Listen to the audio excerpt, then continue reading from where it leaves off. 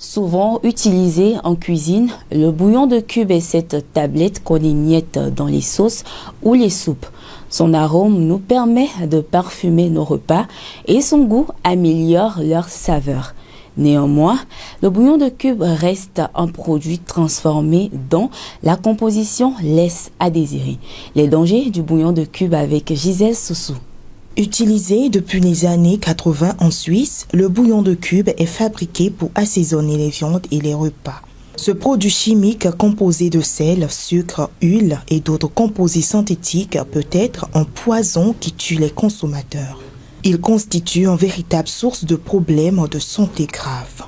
Parmi ces ingrédients, c'est beaucoup plus les additifs qui posent problème. Les additifs parmi lesquels on a les conservateurs, les colorants, les édulcorants, les exhausteurs de goût. Et ce sont eux les plus dangereux parmi ces additifs. Parmi ces exhausteurs de goût, on en a 3 qui font le problème. On a le glutamate monosodique. Le glutamate monosodique. On a l'inosinate disodique et puis le guanylate disodique. Alors lorsque nous prenons seulement le glutamate monosodique, qu'est-ce qu'il fait? Il excite les papilles gustatives. Et maintenant, ça vous rend dépendant ou bien accro à l'aliment. Et ça agit comme une drogue sur le cerveau. Alors, parmi les dégâts qu'il cause, il y a le surpoids. Et il y a l'obésité. Donc vous prenez du poids et vous passez après dans un IMC qui n'est pas bon. Et donc vous devenez obèse. On peut avoir aussi le diabète. Parce que le pancréas sera surchargé. Et donc l'insuline ne pourra plus bien travailler sur le glucose et les lipides et autres qu'on lui apporte. Et donc les problèmes de diabète de type 2 vont commencer par s'installer. Il y aura une hypertension artérielle parce que les lipides vont se déposer dans les vaisseaux sanguins. Le cœur sera surchargé.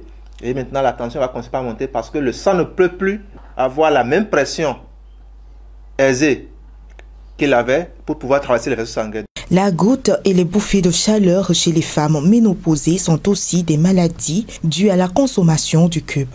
Ces 2 autres composants, à savoir le guanylate disodique et l'inosidate disodique, sont 10 fois plus meurtriers que le glutamate. Pour préserver la santé, il faut préférer les épices naturelles. Conseil par rapport au cube, il faut préférer les assaisonnements bio.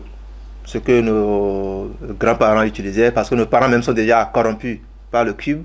Donc on va plutôt préférer ce que le grand-parent utilisait. Donc ça fait l'oignon, ça fait l'ail, ça fait les herbes fines de cuisine qu'on utilise, et le poivre, le gingembre.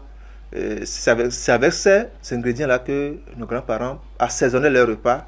Et puis c'était très bon, très succulent. Donc il faut vraiment faire tout possible pour commencer par réduire la quantité de cubes synthétiques que nous consommons et commencer par se connecter à nouveau aux cubes bio ou bien aux ingrédients naturels que nos grands-mères utilisaient pour faire plaisir à nos grands-papas. On n'insistera jamais assez sur les dangers du cube sur la santé. Le bouillon de cube rend les sauces délicieuses, mais ses inconvénients sont plus dévastateurs que le délice qu'il procure au goût.